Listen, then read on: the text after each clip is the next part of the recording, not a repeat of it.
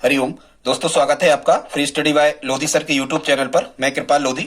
दोस्तों, आज हम आपको लेकर के आए हैं विज्ञान या पर्यावरण भी आप कह सकते हैं स्टूडेंट्स। इसके अंतर्गत बहुत ही इंपॉर्टेंट टॉपिक, जिसमें दोस्तों आज हम आपको बताने वाले हैं रासायनिक उर्वरक और जैविक खादों के बारे में। दोस्तों, आप किसी भी प्रकार के कॉम्पिटिटिव एग्जाम की तैयारी यदि कर रहे हैं और यदि उसमें पर्यावरण या विज्ञान जैसा कोई टॉपिक लगा हुआ है या आना है, तो निश्चित रूप से यहां से प्रत्येक कॉम्पिटिटिव एग्जाम में जिसमें विज्ञान आना है, एक ना एक प्रश्न आने के निश्चित ही चांस होते हैं। दोस्तों, एक अपील है, यदि आप हमारे चैनल पर पहली बार आए हैं तो प्लीज हमारे चैनल को सब्सक्राइब कर लें, साथ में बेल आइकन पर क्लिक करें ताकि सबसे पहले नोटिफिकेशन आपको मिलता रहे। दोस्तों, आप इस वीडियो को चाहें तो लाइक भी कर सकते हैं। हम आपको विश्वास दिलाते हैं यदि इस वीडियो में आप हमारे साथ अंत तक बने रहेंगे तो निश्चित रूप से आपसे यहां से आने वाले सभी प्रश्न बिल्कुल आसानी से बन रहे होंगे। दोस्तों, आप हमारी प्लेलिस्ट में जाकर के देख सकते हैं। हम इसी प्रकार से मैथ्स, रीजनिंग, जीके, साइंस और शिक्षक भर्ती परीक्षा से रिलेटेड वीडियोस को अपलोड करते रहते हैं। तो बगैर देर किए हुए स्टूडेंट्स, आइए प्रारंभ करते हैं आज का टॉपिक। दोस्तों, आज हम आपको बताने वाले हैं रासायनिक उर्वरक और खाद के बारे में। हालांकि रासायनिक उर्वरक या खाद कुछ ऐसे विशेष तत्व या ऐसे पदार्थ कहलाते हैं जिनका उपयोग करने से जमीन की उर्वरा शक्ति में वृद्धि होती है तथा फसल उत्पादन अधिक होता है। ठीक है, लेकिन इनको अलग अलग दो भागों में बांटा गया है। रासायनिक उर्वरक अलग होते हैं और जैविक खाद अलग होते हैं। ठीक है, रासायनिक उर्वरक को इंग्लिश में फर्टिलाइजर कहते हैं और खाद को मैन्योर कहा जाता है इंग्लिश में। स्टूडेंट्स, अब हम इनको एक एक करके वर्णन करेंगे। या पेन कापी उठा करके बैठ जाएं और कुछ इंपॉर्टेंट जो फैक्ट है इनको आप नोट चाहे तो कर सकते हैं। स्टूडेंट्स, पहले हम आपको बता रहे हैं रासायनिक उर्वरक के बारे में। तो ऐसे अजैव व अकार्बनिक पदार्थ जो फसलों के उत्पादन में वृद्धि करते हैं रासायनिक उर्वरक कहलाते हैं। ध्यान से सुनना, ये अजैव होते हैं। अभी हम आपको पीछे की स्लाइड में अंतर भी बताने वाले हैं कि रासायनिक उर्वरक और जैविक खाद में अंतर क्या होता है। अंतर यदि आपको समझ में आ गया तो यहां से सभी प्रश्न आपसे बन जाएंगे। तो ऐसे अजैव व अकार्बनिक पदार्थ जो फसलों के उत्पादन में वृद्धि करते हैं रासायनिक उर्वरक कहलाते हैं। अब हम देख लेते हैं रासायनिक उर्वरकों के कुछ गुण। रासायनिक उर्वरकों का निर्माण कारखानों में होता है। मुख्य रूप से रासायनिक उर्वरकों में नाइट्रोजन, फास्फोरस और पोटेशियम पाया जाता है। और एक बात आपको बता दें, ये नाइट्रोजन, फास्फोरस और पोटेशियम है, ये पौधों के आवश्यक प्राथमिक तत्व हैं। पौधों के लिए अपनी वृद्धि और विकास के लिए मुख्य रूप से नाइट्रोजन, फास्फोरस और पोटेशियम, इन तीनों की आवश्यकता होती है। फिर हम देखते हैं किसान सबसे ज्यादा किसका उपयोग करते हैं। तो वर्तमान में जो बड़े किसान होते हैं ये सबसे ज्यादा रासायनिक उर्वरकों का ही उपयोग करते हैं। रासायनिक उर्वरक कैसे हैं? तो रासायनिक उर्वरक जो है स्टूडेंट्स, वे सस्ते हैं, ठीक है, साफ स्वच्छ है, इनका उपयोग करना आसान है, इनका भंडारण व रखरखाव, परिवहन आसानी से किया जा सकता है। सबसे महत्वपूर्ण इनमें जो खाद होता है स्टूडेंट्स, और खासकर गेहूं के लिए ये सबसे महत्वपूर्ण इनमें जो रासायनिक उर्वरक होता है ये होता है यूरिया वाला खाद। ठीक है, इनकी और विशेषताएं देखते हैं। इनसे तुरंत पोषक तत्वों की पूर्ति हो जाती है, ये पानी में शीघ्र घुल जाते हैं, मिट्टी में लंबे समय तक नहीं रह सकते, ये बह जाते हैं रासायनिक उर्वरक। सबसे ज्यादा भारत में सबसे ज्यादा रासायनिक उर्वरकों का उपयोग करने वाला राज्य पंजाब है और संसार में सबसे ज्यादा रासायनिक उर्वरकों का उपयोग करने वाला जो देश है वो चीन है। चीन उत्पादन भी सबसे ज्यादा करता है संसार में। ठीक है, पोषक तत्वों के बारे में आपको बता चुके। यहां स्टूडेंट्स एक चीज हमें ध्यान रखना आवश्यक हो जाता है कि यदि लंबे समय तक हम इन रासायनिक उर्वरकों का उपयोग लगातार करते रहते हैं तो मृदा निम्नीकरण हो जाता है तथा पारिस्थितिक तंत्र को हानि होती है। स्टूडेंट्स, मृदा निम्नीकरण का मतलब होता है मृदा की उपज कम हो जाना, इसकी उर्वरक क्षमता कम हो जाना और मृदा ऊसर या बंजरता की ओर बढ़ जाना, मतलब उसमें फिर फसलें पैदा नहीं हो सकती अधिक। ये कहलाता है मृदा निम्नीकरण, मतलब मृदा की गुणवत्ता में कमी। स्टूडेंट्स, फिर कभी आपसे पूछा जाता है कि उर्वरक उत्पादन में जो अभूतपूर्व वृद्धि हुई है, मतलब बहुत अधिक उर्वरक का उत्पादन होने लगा है भारत में, इसको किस नाम से जाना जाता है? तो अधिकांशतः जो उर्वरक होते हैं यूरिया या एनपीके वगैरह, ये आपने देखे होंगे भूरे रंग के ही होते हैं स्टूडेंट्स। इसीलिए भारत में उर्वरक उत्पादन में अभूतपूर्व जो वृद्धि हुई है इसको भूरी क्रांति के नाम से जाना जाता है। किसके नाम से? भूरी क्रांति के नाम से जाना जाता है। ठीक है स्टूडेंट्स, और यहां एक आप देख लेना यहां कि चीन सबसे ज्यादा रासायनिक उर्वरकों का उत्पादन भी करता है और उपयोग भी करता है, लेकिन कभी कभी उपयोग में भारत का भी प्रथम स्थान हो जाता है। ये आंकड़े प्रतिदिन बदलते रहते हैं, आप ऑप्शन से तय इसको कर सकते हैं। अब हम देखते हैं, कभी यदि आपसे पूछा जाता है कि पहला उर्वरक कारखाना, रासायनिक उर्वरक कारखाना कहाँ लगाया गया था, तो यहां आपको ध्यान रखना है भारत का पहला रासायनिक उर्वरक कारखाना 1906 में लगाया गया था, तमिलनाडु राज्य की रानीपेट नामक स्थान पर। ठीक है, तमिलनाडु राज्य के रानीपेट नामक स्थान पर पहला रासायनिक उर्वरक उत्पादन का कारखाना भारत में लगाया गया था। ठीक है स्टूडेंट्स, और यहाँ कौन से खाद का उत्पादन होता था? सुपर फास्फेट खाद का उत्पादन यहाँ पर होता था। लेकिन कभी कभी आपसे पूछा जाता है स्टूडेंट्स कि स्वतंत्रता प्राप्ति के बाद भारत का पहला रासायनिक उर्वरक संयंत्र कहां लगाया गया? अब देखो, स्वतंत्रता प्राप्ति के बाद मतलब 1947 के बाद, तो ये लगाया गया 1951 में सिंदरी नामक स्थान पर, झारखंड में। ठीक है, कई लोग सिंदूर लगा लेते हैं तो झारती रहते, उसे ऐसे करके सिंदरी झारखंड में है। स्वतंत्र भारत का प्रथम रासायनिक उर्वरक संयंत्र 1951 में लगाया गया, सिंदरी झारखंड राज्य में। बहुत इंपॉर्टेंट है स्टूडेंट्स। उर्वरक उत्पादन में भारत का विश्व में तीसरा स्थान है, चीन और अमेरिका के बाद में। ठीक है स्टूडेंट्स, आगे, और ये जो सिंदरी का जो रासायनिक उर्वरक संयंत्र है, ये एशिया का सबसे बड़ा रासायनिक उर्वरक संयंत्र इसे कहा जाता है। आई होप आप इतना समझ गए होंगे। अब हम देखते हैं भारत में और मध्य प्रदेश में कुछ खाद क्रय और विक्रय करने वाली संस्थाओं को। तो एक नाम आता है मार्कफेड का स्टूडेंट्स। ये जो मार्कफेड है, मार्कफेड, ये मध्य प्रदेश में रासायनिक उर्वरक का क्रय और विक्रय करने वाली सबसे बड़ी संस्था है। और मार्कफेड का फुल फॉर्म जो होता है मध्य प्रदेश राज्य सहकारी विपणन संघ मर्यादित। ठीक है, फिर कभी कभी आपसे प्रश्न पूछा जाता है कि मध्य प्रदेश में गैस आधारित उर्वरक कारखाना कहां लगा हुआ है, तो ये गुना जिले में लगा हुआ है। भारत की कुछ अन्य संस्थाओं को देखते हैं जो रासायनिक उर्वरक का क्रय विक्रय करती हैं। भारतीय उर्वरक निगम, भारतीय कृषक उर्वरक सहकारी निगम, इसको इफ्को कहा जाता है। बहुत इंपॉर्टेंट, इफ्को का फुल फॉर्म आप याद करें, ये सब एनसीईआरटी की बुक्स से ही हमने कलेक्शन यहाँ पर किया हुआ है। बहुत इंपॉर्टेंट है दोस्तों। यहां तक यदि आपने वीडियो देखा है तो प्लीज आप इस वीडियो को लाइक तो करते चलें। फिर है कृषक भारती कोऑपरेटिव, इसको क्रभको कहा जाता है स्टूडेंट्स। ये तो बहुत इंपॉर्टेंट है, आप तीनों के फुल फॉर्म इनके क्या कर लें, याद कर लें। मार्कफेड का, ठीक है, इफ्को का और क्रभको का, कृषक भारती कोऑपरेटिव क्रभको का फुल फॉर्म होता है। ये संस्थाएं जो हम आपको बता रहे हैं, ये खाद का क्रय और विक्रय करने वाली संस्थाएं हैं भारत लेवल पे। फिर एक है हिंदुस्तान उर्वरक निगम, नेशनल फर्टिलाइजर्स लिमिटेड। ये संस्थाएं हैं जो भारत में उर्वरक का क्रय और विक्रय करती हैं। कभी स्टूडेंट्स यदि आपसे पूछा जाता है कि जो रासायनिक उर्वरक होते हैं, इनके मुख्य पोषक तत्व क्या होते हैं स्टूडेंट, तो यदि हालांकि इनके मुख्य पोषक तत्व जो होते हैं ये नाइट्रोजन, फास्फोरस और पोटेशियम होते हैं। एनपीके से इन्हें दर्शाया जाता है। एन मीन्स होता है नाइट्रोजन, पी संकेत है फास्फोरस का और के है पोटेशियम का। लेकिन यदि कभी आपसे ये पूछा जाए कि इन्हीं तीनों में से मुख्य क्या है, तो इन्हीं तीनों में से मुख्य होता है नाइट्रोजन। पौधों को सबसे ज्यादा काय की आवश्यकता होती है स्टूडेंट्स, सबसे ज्यादा आवश्यकता काय की होती है, नाइट्रोजन की। ठीक है स्टूडेंट्स, अब हम आगे देख लेते हैं रासायनिक उर्वरकों के प्रकार की। रासायनिक उर्वरकों के कौन कौन से प्रकार होते हैं। अभी हम रासायनिक उर्वरकों पर चर्चा कर रहे हैं, फिर हम जैविक खाद पर चर्चा करेंगे। रासायनिक उर्वरकों के प्रकार में सबसे पहला जो प्रकार होता है स्टूडेंट्स, गेहूं में सबसे ज्यादा ये लगता है यूरिया।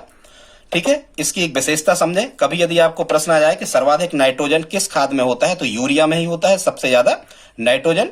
यूरिया का जो आकार या रंग होता है, ठीक है, इसमें नाइट्रोजन सबसे ज्यादा 46% होती है यूरिया में। ध्यान से सुनना, सर्वाधिक नाइट्रोजन जो होती है ये 46% काय में होती है, यूरिया खाद में होती है। यूरिया खाद समान आकार के गोल और सफेद चमकदार दाने के समान होता है और पानी में सबसे जल्दी घुलने वाला ये खाद होता है यूरिया। ठीक है, और अधिकांश और इन अभी चलो ठीक है बताएंगे, हम अंतर बताएंगे तो और विशेषताएं इसकी निकल के आएंगी। दूसरा स्टूडेंट खाद होता है रासायनिक खाद डीएपी, इसको हम कहते हैं। इसका फुल फॉर्म होता है डाई अमोनियम फास्फेट। ये सख्त दानेदार भूरा काला रंग का होता है। ध्यान से सुनना, यदि कभी आपसे ये पूछा जाए कि सबसे ज्यादा फास्फोरस किस खाद में होता है, तो 46% जो फास्फोरस सबसे ज्यादा होता है, ठीक है, फास्फोरस सबसे ज्यादा होता है, ये होता है काय में डीएपी। और कभी कभी इसका फुल फॉर्म भी पूछा जाता है डाई अमोनियम फास्फेट। ठीक है, और सबसे ज्यादा फास्फेट 46% डीएपी खाद में होता है। अगला जो प्रकार है स्टूडेंट्स खाद का, वो है एनपीके, मतलब नाइट्रोजन, पोटेशियम और फास्फोरस। ये खुद एक खाद का प्रकार है। कभी कभी स्टूडेंट्स यहां से ये पूछा जाता है कि जो दलहनी पौधे होते हैं, दाल देने वाले जो पौधे होते हैं, इनमें जो एनपीके मतलब नाइट्रोजन, फास्फोरस और पोटेशियम का जो अनुपात रखा जाता है, रेशियो रखा जाता है, वो कितना रखा जाता है स्टूडेंट? तो 1:2:2 में ये एनपीके का अनुपात होता है, नाइट्रोजन, पोटेशियम और फास्फोरस का। और ये हम आपको पहले बता चुके हैं कि चूंकि पौधों के लिए अपनी वृद्धि और विकास के लिए बहुत से तत्व आवश्यक होते हैं, 3 प्रकार से इनको बांटा जाता है, प्राथमिक तत्व, द्वितीयक तत्व और क्या होते हैं? तृतीयक तत्व। लेकिन स्टूडेंट्स जो इसमें प्राथमिक तत्व होते हैं, जिनको हमने आपको बताया है स्टूडेंट्स, जो प्राथमिक तत्व होते हैं, इन प्राथमिक तत्वों में मुख्यतः क्या क्या आ जाता है? प्राथमिक तत्वों में मुख्यतः क्या क्या आ जाता है? यही आ जाता है नाइट्रोजन, फास्फोरस, पोटेशियम। पौधों की वृद्धि और विकास के लिए जो द्वितीयक तत्व होते हैं, आवश्यक पोषक तत्व होते हैं, द्वितीयक जिनको कहते हैं, इसमें भी कई होते हैं, कार्बन, गंधक, ऑक्सीजन, हाइड्रोजन, कैल्शियम, मैग्नीशियम। और कुछ होते हैं स्टूडेंट्स पौधों की वृद्धि और विकास में सूक्ष्म मात्रिक तत्व, जैसे लोहा, मैग्नीज, बोरान, जस्ता, तांबा, ठीक है, निकेल, सोडियम, कोबाल्ट आदि। आई होप आप इतना समझ गए होंगे स्टूडेंट्स। आगे अब हम देखते हैं, अभी हमने आपको क्या बता रहे हैं, ये हम आपको बता रहे हैं रासायनिक खादों के प्रकार। आप रजिस्टर उठा लें और इनको फटाफट से नोट करते जाएं। आगे देखते स्टूडेंट, तीसरा प्रकार का जो खाद होता है सुपर फास्फेट कहा जाता है, ठीक है। इसका रंग भूरा काला होता है और ये जो सुपर फास्फेट होता है, चूंकि ये सुपर है इसलिए डीएपी और एनपीके के साथ मिलाया जाता है, एनपीके के साथ। कभी कभी आपसे प्रश्न यहाँ एग्जामिनर पूछ लेता है कि कौन सा रासायनिक उर्वरक है जो हमेशा डीएपी और एनपीके के साथ मिलाया जाता है, ठीक है। तो ये सुपर फास्फेट उसमें मिला दिया जाता है, ठीक। अब हम देखते हैं पोटास। पोटास जो होता है स्टूडेंट्स, ये सफेद पिसे नमक जैसा एक पाउडर होता है, जिसमें नाइट्रोजन, फास्फोरस और पोटेशियम की जो मात्रा होती है, नाइट्रोजन, फास्फोरस और पोटेशियम की मात्रा 8%, 8%, 8%। मतलब ये पोटास स्टूडेंट्स इस एक प्रकार का ऐसा खाद है जिसमें एनपीके, तीनों आवश्यक पोषक तत्वों की मात्रा कैसी होती है? समान होती है। कभी यदि आपसे प्रश्न आ गया कि ऐसे खाद का नाम, ऐसे रासायनिक उर्वरक का नाम क्या है जिसमें नाइट्रोजन, फास्फोरस और पोटेशियम की समान प्रतिशत मात्रा पाई जाती है, तो आपका उत्तर होना चाहिए पोटास। इसके बाद स्टूडेंट्स है जिंक सल्फेट। ये भी खाद कई प्रकार है, रासायनिक खाद का प्रकार। एक चीज और आप समझना, कई बार तो एग्जामिनर यहां से ऐसा प्रश्न पूछता है कि निम्न में से कौन रासायनिक उर्वरक का प्रकार या रासायनिक खाद का प्रकार नहीं है? तो ये 7-8 प्रकार, 8 प्रकार हमने यहां पर लिखे हुए हैं, आप इनको याद कर लें। ये सभी के सभी रासायनिक उर्वरकों के प्रकार हैं। इनका कलेक्शन हमने आपको बता दिया, एनसीईआरटी की बुक्स में से ही हमने किया हुआ है और यहीं से आपका पेपर आता है। और खासकर यदि आप शिक्षक भर्ती परीक्षा की तैयारी कर रहे हैं तब तो वहां अलग से पर्यावरण में टॉपिक लगा रहता है, ये बहुत इंपॉर्टेंट है उसकी दृष्टि से, ठीक स्टूडेंट्स। अब हम देखते हैं जिंक सल्फेट। जिंक सल्फेट जो होता है ये डीएपी के साथ, डायमोनियम फास्फेट के साथ मिलाया जाता है।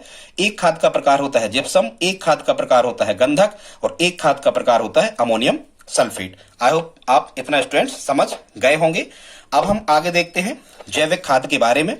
स्टूडेंट्स जैविक खाद के बारे में, तो जैविक खाद शायद आपने यहां सुना होगा। जैविक मतलब एक चीज ध्यान में आप रखना कि ये जो जीव जंतु या मानव होते हैं, इनकी अपशिष्ट पदार्थों से इसका निर्माण होता होगा। जीवों के अपशिष्ट पदार्थों से, जीवों के सड़े गले शरीरों से इसका निर्माण होता होगा, ठीक है। वनस्पतियों से भी इसका निर्माण होता होगा, क्योंकि वनस्पतियां भी जैविक के अंतर्गत ही आ जाती हैं। और स्टूडेंट्स जो वर्तमान समय में जैविक खेती की जा रही है, व्यापारिक स्तर पर जो खेती की जा रही है, और उस खेती में यदि जैविक खाद का उपयोग किया जा रहा है तो इस प्रकार की खेती को हम जैविक खेती कहते हैं। अब हम देख लेते हैं स्टूडेंट जैविक खाद की परिभाषा। तो वह खाद जिसमें जीवों का अंश होता है, इसे प्राकृतिक या कार्बनिक खाद भी कहा जाता है। मतलब वह खाद जिसमें जीवों का अंश सम्मिलित होता है, ठीक है। उनकी हड्डियां हो सकती हैं, उनका चमड़ा हो सकता है, उनका मृत शरीर हो सकता है, उनसे निकलने वाले गोबर, मलमूत्र आदि हो सकते हैं, ठीक है। या वनस्पतियां ही हो सकती हैं, पेड़ पौधे हो सकते हैं, सड़े गले पत्ते हो सकते हैं, फसलों के अवशेष, डंठल आदि हो सकते हैं, सड़ा गला हुआ अनाज हो सकता है। इस प्रकार की खाद को हम जैविक खाद कहते हैं स्टूडेंट्स। अब हम देखते हैं कि जैविक खाद के अन्य नाम भी है। तो जैविक खाद को कार्बनिक खाद भी कहा जाता है, क्योंकि इसमें कार्बनिक पदार्थों की मात्रा अधिक होती है, ठीक है। इसे प्राकृतिक खाद भी कहा जाता है, क्योंकि इसे प्रकृति में ही बना लिया जाता है, हमें आर्टिफिशियल या कृत्रिम रूप से कारखानों में बनाने की आवश्यकता नहीं होती। अब स्टूडेंट्स कभी कभी यदि आपको इस प्रकार का प्रश्न यहां से पूछा जाता है कि निम्न में जैविक खाद का उदाहरण नहीं है, तो हमने कुछ जैविक खाद के प्रकार यहां पर बताए हुए हैं। हालांकि मुख्य रूप से जैविक खाद 3 प्रकार का होता है, हम बता रहे हैं अभी आगे। लेकिन ऐसा प्रश्न भी आ सकता है कि निम्न में से जैविक खाद का अवयव नहीं है, मतलब इन चीजों से मिला के जैविक खाद बनाया जा सकता है। तो इसके उदाहरण देखते हैं। गोबर की खाद बनती है, गोबर से भी खाद बनाई जाती है। एक हरी खाद बनती है, अभी हम आपको आगे बताने वाले हरी खाद क्या कहलाती है। फिर स्टूडेंट्स केचुए से जो खाद बनती है इसे वर्मी कंपोस्ट कहा जाता है। फिर एक प्रकार की खाद और होती है जिसको केवल कंपोस्ट कहते हैं, और कंपोस्ट का मतलब होता है कूड़ा या करकट। ध्यान से सुनना, ये डिफरेंस आप याद कर लेना। बर्मी, बर्मी मतलब केचुआ, बर्मी कंपोस्ट का मतलब होता है केचुआ से बनी हुई खाद। और यदि केवल कंपोस्ट शब्द लिखा होता है तो ये सड़े गले अपशिष्ट पदार्थों से या मृत जीवों के अवशेष से या गोबर से बनी खाद को केवल कंपोस्ट कहा जाता है। ठीक है। फिर खली की खाद। अब आप कहो कि खली की खाद क्या कहलाती है स्टूडेंट्स, तो ये जो खली होती है, खरी जिसको हम कहते हैं खरी चुनी, ठीक है, कुछ तिलहन फसलों से तेल निकाल देने के बाद में जो अपशिष्ट पदार्थ बचता है जिसे खली कहते हैं, इसकी भी खाद बनाई जाती है। फिर हड्डी की खाद, हड्डी की भी खाद बनती है, जीव जंतुओं के जो मृत शरीरों के जो अवशेष बचते हैं इससे भी खाद बनती है। मछली की खाद भी जैविक खाद के अंतर्गत आती है। पोल्ट्री की खाद भी जैविक खाद के अंतर्गत आती है। मुर्गा मुर्गियों या जो बकरा बकरिया वगैरह का मलमूत्र वगैरह होता है, ये पोल्ट्री की खाद कहलाती है। मानव अपशिष्ट विष्टा से बनी खाद आदि ये जैविक खाद के एक प्रकार के उदाहरण हैं, या इतनी वस्तुओं से जैविक खाद बनती है। यहाँ वनस्पति खाद भी शामिल यहाँ पर हो सकती है। यहाँ से प्रश्न कैसा आएगा कि जैविक खाद का प्रकार है या नहीं है। अब हम देखते हैं स्टूडेंट जैविक खाद के प्रकार। तो मुख्यतः यदि कभी आपसे कहा जाए कि जैविक खाद के कितने प्रकार होते हैं, तो आपको कहना है स्टूडेंट जैविक खाद के 3 प्रकार होते हैं। एक तो होती है हरी खाद। अब हम देखते हैं ये हरी खाद क्या कहलाती है स्टूडेंट।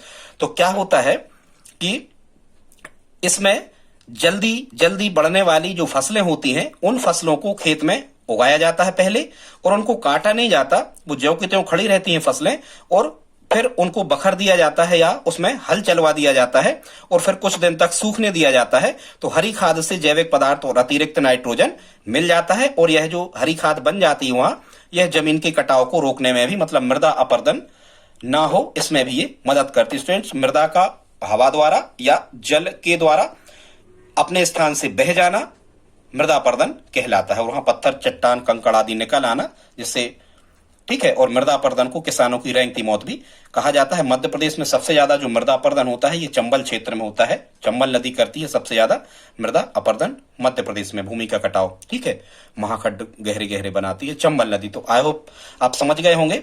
और इस हरी खाद में मुख्यतः किन चीजों का उपयोग किया जाता है, तो उड़द, मूंग और सनई की फसलें बोई जाती हैं और फिर इनको बखर दिया जाता है बगैर इनके पकने के पहले, ठीक है। इनकी हरी जो पौधे होते हैं उनसे ही खाद बन जाती है, कुछ समय सूखने के बाद पानी मिल जाता है। तो स्टूडेंट्स इसके बाद में बर्मी कंपोस्ट या केंचुआ वाली जो खाद होती है, कुछ गोबर मिला करके और उसमें कुछ केंचुओं को डाल करके एक स्थान पर बंद कर दिया जाता है, कुछ खुला छिद्रयुक्त स्थान रखे जाते हैं, कुछ समय बाद इनमें पानी देते रहते हैं, तो जो खाद बन जाती है बर्मी कंपोस्ट कहा जाता है। स्टूडेंट जो केंचुआ होता है इसे किसानों का सच्चा मित्र या भूमि की आंत कहा जाता है, इसके निकनेम है, क्योंकि ये भूमि को भुरभुरा बनाता है जिससे पौधे प्रकाश संश्लेषण की क्रिया आसानी से कर सकते हैं। वायवीय वायु यहां से वहां आती जाती रहती है छिद्रों के द्वारा, ठीक है, और नमी बनी रहती है। इस कारण से जो केंचुआ वाली खाद स्टूडेंट्स, इसमें जो ये जैविक खादें होती हैं, इन जैविक खादों में सबसे ज्यादा नाइट्रोजन, पोटेशियम, फास्फोरस मतलब एनपीके की सबसे ज्यादा मात्रा जैविक खाद में केंचुआ वाले खाद या बर्मी कंपोस्ट में ही होती है। इसमें जो नाइट्रोजन होता है ये सबसे ज्यादा लगभग 3% पाया जाता है। बर्मी, अब कभी यदि आपको प्रश्न आता है कि इसमें नाइट्रोजन कितने परसेंट, तो अपन कहेंगे 3%। बर्मी कंपोस्ट बनाने में अधिकतम कितना समय लगता है, तो 2 माह, या हम ऑप्शन में आपको आ सकता है 1.5 से 2 माह में ये खाद तैयार हो जाती है, और ये लगभग 2 से 3 टन प्रति हेक्टेयर ये डाली जाती है। 1 हेक्टेयर में लगभग 2.5 एकड़ होता है, 1 टन में 10 क्विंटल होते हैं, ठीक है स्टूडेंट। तो 2 टन प्रति हेक्टेयर ये डाली जाती है। कंपोस्ट का अर्थ कभी कभी एग्जाम में पूछा है, हमने वहां से देखा है कि कंपोस्ट का अर्थ क्या है, तो कंपोस्ट का अर्थ है कूड़ा या खाद, और बर्मी कंपोस्ट का अर्थ है केंचुआ से बनी हुई खाद। अब हम देखते हैं स्टूडेंट्स जैविक खाद बनाने की विधियां कौन कौन सी हैं।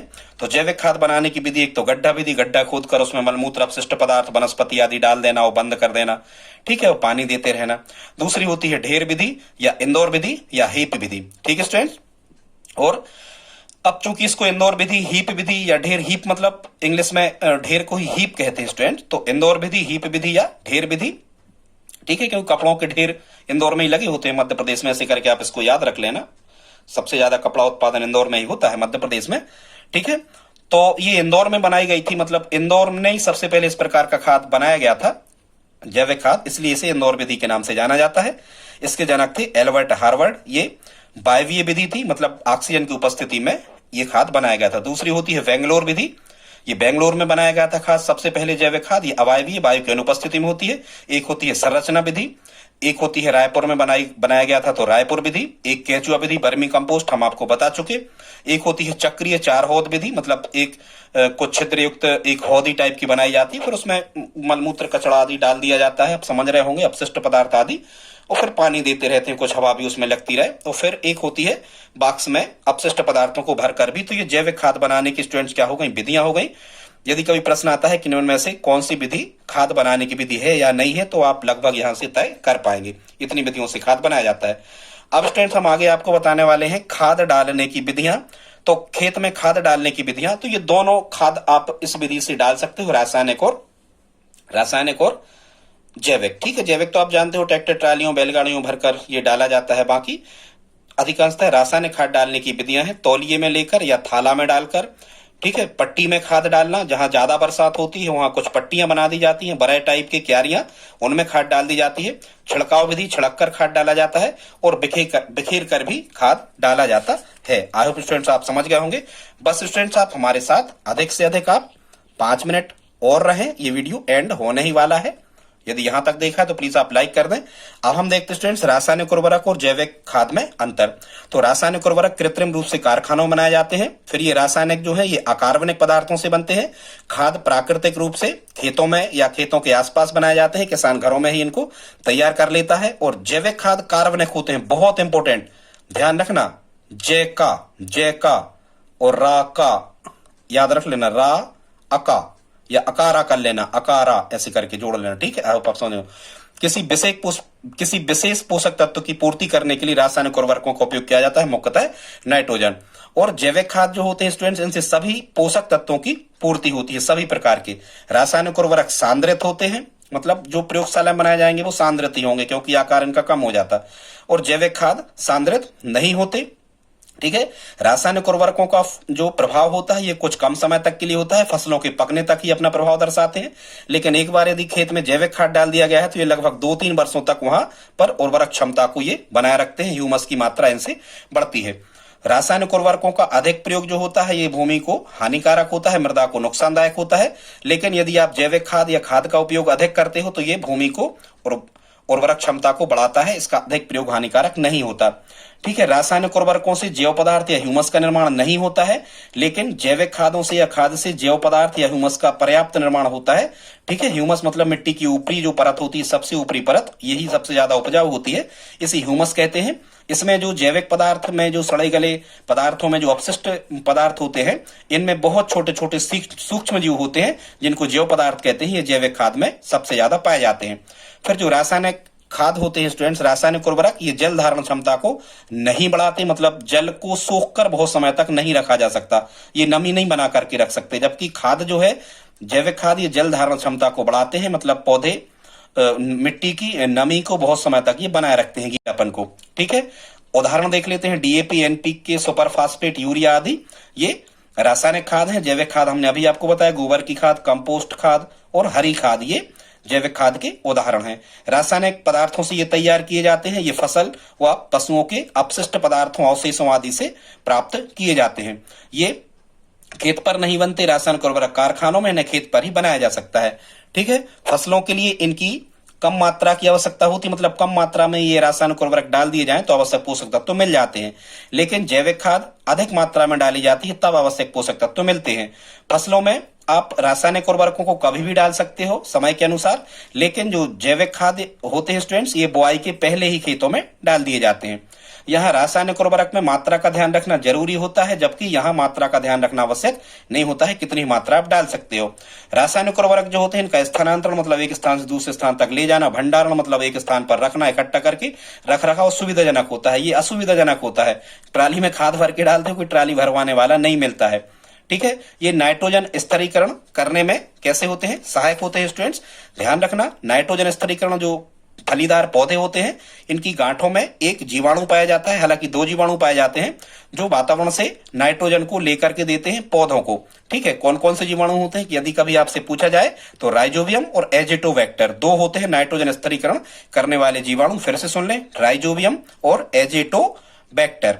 ठीक है, ये जो होते हैं जैविक खाद, ये वायु संचार में वृद्धि करते हैं, मतलब वायु को भुरभुरा, मिट्टी को भुरभुरा बना देते हैं, इसलिए वायु ऊपर से नीचे, नीचे से ऊपर तक आती जाती रहती है। ठीक है, लेकिन रासायनिक उर्वरक वायु को भुरभुरा नहीं बनाते। ठीक है स्टूडेंट्स, आगे देखते हैं। जो रासायनिक उर्वरक होते हैं, इनसे उपयोगी सूक्ष्म जीवाणुओं की संख्या, उपयोगी सूक्ष्म जीवाणुओं की संख्या को ये नुकसान पहुंचाते हैं, मतलब मिट्टी को ये नुकसान पहुंचाते हैं। क्यों? क्योंकि ये जो उपयोगी सूक्ष्म जीव हैं, जो आवश्यक पोषक तत्वों की पूर्ति करते हैं मृदा को, ये रासायनिक उर्वरकों के प्रयोग से ये नष्ट हो जाते हैं मिट्टी में। ठीक है, जबकि जो जैविक खाद होते हैं सूक्ष्म जीवाणुओं की संख्या में वृद्धि करते हैं। ठीक है, इससे जैविक खाद का उपयोग करने से मृदा अपरदन कम होता है और रासायनिक उर्वरक का उपयोग करने से मृदा अपरदन की संभावना बनी रहती है। यदि आप जैविक खाद का उपयोग करते हो तो मृदा की क्षारीयता व लवणीयता में सुधार आता है, जबकि रासायनिक उर्वरकों के अधिक उपयोग करने से अधिक लवणीयता बढ़ती जाती है। जैसे पंजाब में बहुत ज्यादा मृदा दूषित हो रही है अधिक सिंचाई के कारण। ठीक है स्टूडेंट्स, मतलब रासायनिक उर्वरक कहीं ना कहीं फसलों को तो फायदेमंद है, लेकिन आपकी भूमि को नुकसान पहुंचाते हैं, जबकि जैविक खाद फसलों को अधिक फायदेमंद नहीं है, लेकिन आपकी मृदा की उर्वरक क्षमता को लंबे समय तक बनाए रखते हैं। कभी कभी स्टूडेंट्स यहां से प्रश्न आता है कि धान की खेती में नाइट्रोजन स्थिरीकरण करने के लिए उर्वरक के रूप में किसका उपयोग किया जाता है? तो धान की खेती में नाइट्रोजन स्थिरीकरण करने के लिए उर्वरक के रूप में नील हरित शैवाल, जिसको इंग्लिश में बीजीए कहा जाता है, इसका उपयोग किया जाता है। केंचुआ को किसानों का मित्र या भूमि की आंत कहा जाता है स्टूडेंट्स। और एक और कभी किसी एग्जाम में पूछा गया है कि काला सोना किसे कहा जाता है? तो कोयला को तो कहा ही जाता है स्टूडेंट्स, लेकिन यदि कोयला ऑप्शन में नहीं है तो कंपोस्ट खाद को काला सोना कहा जाता है। आज का वीडियो कैसा लगा स्टूडेंट, प्लीज आप हमें कमेंट बॉक्स में लिख करके जरूर बताएं। यदि आप हमारी हेल्प करना चाहें तो प्लीज इस वीडियो को अपने दोस्तों के साथ स्टडी ग्रुप में शेयर जरूर करें। मिलते हैं अगली वीडियो में, तब तक के लिए जय हिंद जय भारत।